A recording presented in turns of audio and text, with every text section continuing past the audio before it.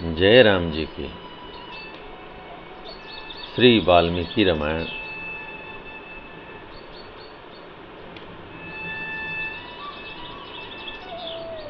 अयोध्या कांड 109वां सर्ग।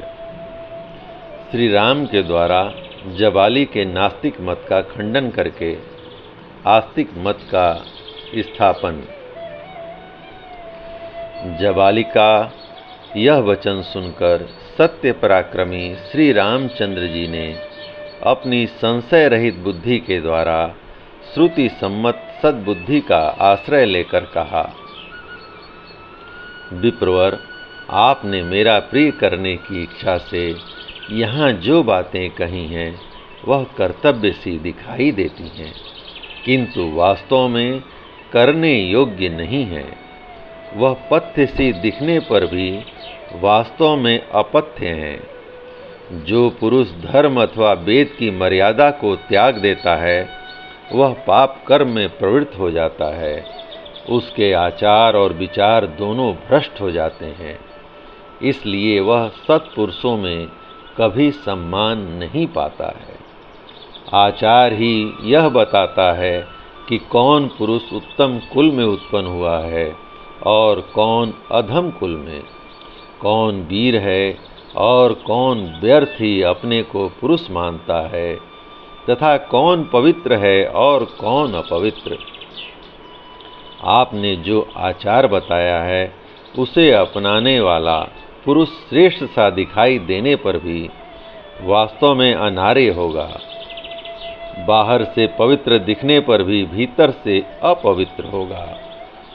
उत्तम लक्षणों से युक्त सा प्रतीत होने पर भी वास्तव में उसके विपरीत होगा, तथा शीलवान सा दिखने पर भी वस्तुतः वह दुःशील ही होगा। आपका उपदेश चोला तो धर्म का पहने हुए है, किंतु वास्तव में अधर्म है। इससे संसार में वर्ण संकरता का प्रचार होगा। यदि मैं इसे स्वीकार करके वेदोक्त शुभ कर्मों का अनुष्ठान छोड़ दूं और विधिहीन कर्मों में लग जाऊं, तो कर्तव्य अकर्तव्य का ज्ञान रखने वाला कौन सा समझदार मनुष्य मुझे श्रेष्ठ समझकर आदर देगा। उस दशा में तो मैं इस जगत में दुराचारी तथा लोक को कलंकित करने वाला समझा जाऊंगा। जहां अपनी की हुई प्रतिज्ञा तोड़ दी जाती है, उस वृत्ति के अनुसार बर्ताव करने पर मैं किस साधन से स्वर्ग लोक को प्राप्त करूंगा, तथा आपने जिस आचार का उपदेश दिया है वह किसका है जिसका मुझे अनुसरण करना होगा। क्योंकि आपके कथनानुसार मैं पिता आदि में किसी का कुछ भी नहीं हूँ। आपके बताए हुए मार्ग से चलने पर पहले तो मैं स्वेच्छाचारी होऊंगा, फिर यह सारा लोक स्वेच्छाचारी हो जाएगा। क्योंकि राजाओं के जैसे आचरण होते हैं, प्रजा भी वैसा ही आचरण करने लगती है। सत्य का पालन ही राजाओं का दया प्रधान धर्म है, सनातन आचार है। अतः राज्य सत्य स्वरूप है। सत्य में ही संपूर्ण लोक प्रतिष्ठित है। ऋषियों और देवताओं ने सदा सत्य का ही आदर किया है। इस लोक में सत्यवादी मनुष्य अक्षय परम धाम में जाता है। झूठ बोलने वाले मनुष्य से सब लोग उसी तरह डरते हैं जैसे सांप से।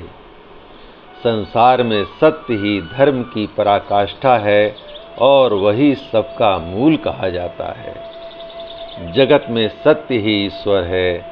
सदा सत्य के ही आधार पर धर्म की स्थिति रहती है। सत्य ही सबकी जड़ है। सत्य से बढ़कर दूसरा कोई परम पद नहीं है। दान, यज्ञ, होम, तपस्या और वेद, इन सब का आधार सत्य ही है। इसलिए सबको सत्य परायण होना चाहिए। एक मनुष्य संपूर्ण जगत का पालन करता है, एक समूचे कुल का पालन करता है, एक नरक में डूबता है और एक स्वर्ग लोक में प्रतिष्ठित होता है। मैं सत्य प्रतिज्ञ हूँ और सत्य की शपथ खाकर पिता के सत्य का पालन स्वीकार कर चुका हूँ। ऐसी दशा में मैं पिता के आदेश का किस लिए पालन नहीं करूं? पहले सत्य पालन की प्रतिज्ञा करके अब लोभ, मोह अथवा ज्ञान से विवेक शून्य होकर मैं पिता के सत्य की मर्यादा भंग नहीं करूंगा। हमने सुना है कि जो अपनी प्रतिज्ञा झूठी करने के कारण धर्म से भ्रष्ट हो जाता है, उस चंचल चित्त वाले पुरुष के दिए हुए हव्य कव्य को देवता और पितर स्वीकार नहीं करते हैं। मैं इस सत्य रूपी धर्म को समस्त प्राणियों के लिए हितकर और सब धर्मों में श्रेष्ठ समझता हूँ। सत्पुरुषों ने जटा, बलकल आदि के धारण रूप तापस धर्म का पालन किया है, इसलिए मैं भी इसका अभिनंदन करता हूँ। जो धर्म युक्त प्रतीत हो रहा है किंतु वास्तव में अधर्म रूप है, जिसका नीच, क्रूर, लोभी और पापाचारी पुरुषों ने सेवन किया है, ऐसे छात्र धर्म का पिता की आज्ञा भंग करके राज्य ग्रहण करने का मैं अवश्य त्याग करूंगा, क्योंकि यह न्याय युक्त नहीं है।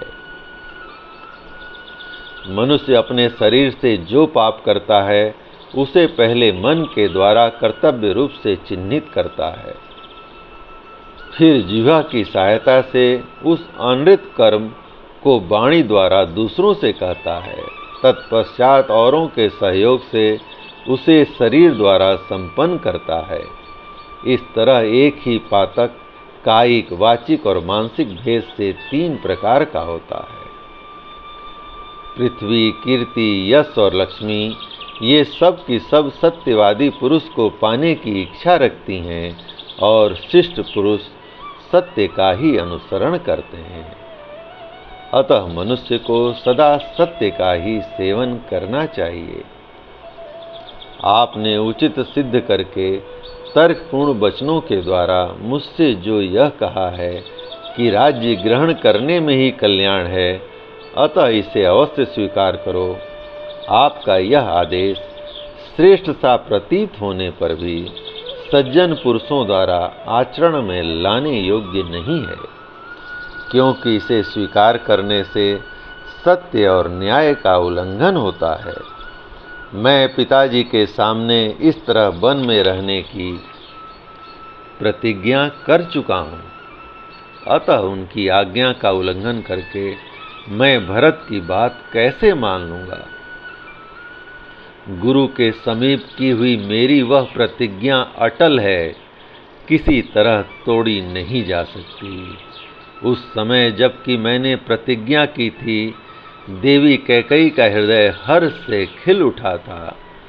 मैं वन में ही रहकर बाहर भीतर से पवित्र और नियमित भोजन करूंगा और पवित्र फल, मूल एवं पुष्पों द्वारा देवताओं और पितरों को तृप्त करता हुआ प्रतिज्ञा का पालन करूंगा। क्या करना चाहिए और क्या नहीं, इसका निश्चय मैं कर चुका हूँ। अतः फल, मूल आदि से 5 इंद्रियों को संतुष्ट करके निश्चल श्रद्धापूर्वक लोक यात्रा पिता की आज्ञा के पालन रूप निर्वाह करूंगा।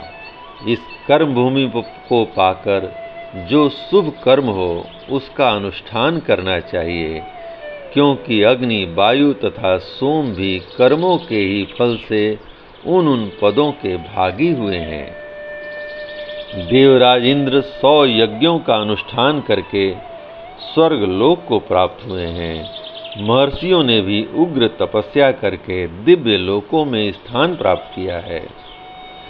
उग्र तेजस्वी राजकुमार श्री राम परलोक की सत्ता का खंडन करने वाले जवाली के पूर्वोक्त वचनों को सुनकर उन्हें सहन न कर सकने के कारण उन वचनों की निंदा करते हुए पुनः उनसे बोले, सत्य, धर्म, पराक्रम, समस्त प्राणियों पर दया, सबसे प्रिय वचन बोलना तथा देवताओं, अतिथियों और ब्राह्मणों की पूजा करना, इन सबको साधु पुरुषों ने स्वर्ग लोक का मार्ग बताया है।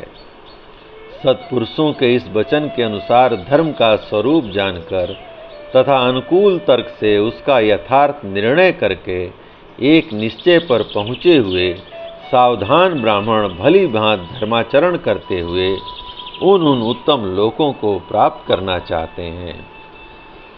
आपकी बुद्धि विषय मार्ग में स्थित है। आपने वेद विरुद्ध मार्ग का आश्रय ले रखा है।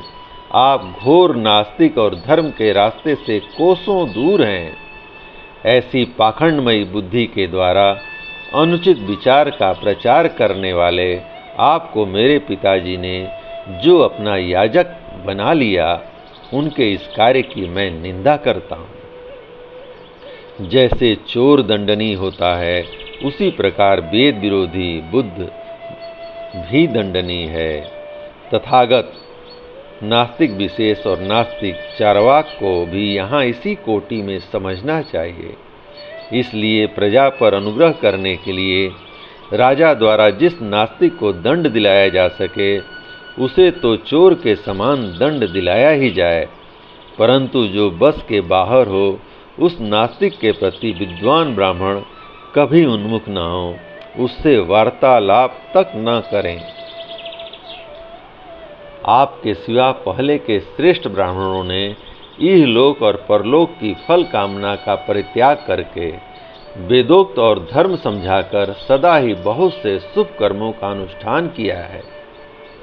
अतः जो भी ब्राह्मण हैं, वे वेदों को ही प्रमाण मानकर स्वास्थ्य, अहिंसा और सत्य आदि, कृत, तप, दान और परोपकार आदि तथा हुत, यज्ञ भाग आदि कर्मों का संपादन करते हैं। जो धर्म में तत्पर रहते हैं, सत्पुरुषों का साथ करते हैं, तेज से संपन्न हैं, जिनमें दान रूपी गुण की प्रधानता है, जो कभी किसी प्राणी की हिंसा नहीं करते तथा जो मल सर्ग से रहित हैं, ऐसे श्रेष्ठ मुनि ही संसार में पूजनीय होते हैं। महात्मा श्री राम स्वभाव से ही दैन्य भाव से रहित थे। उन्होंने जब रोष पूर्वक पूर्वोक्त बातें कहीं, तब ब्राह्मण जबाली ने विनय पूर्वक यह आस्तिकतापूर्ण सत्य एवं हितकर वचन कहा।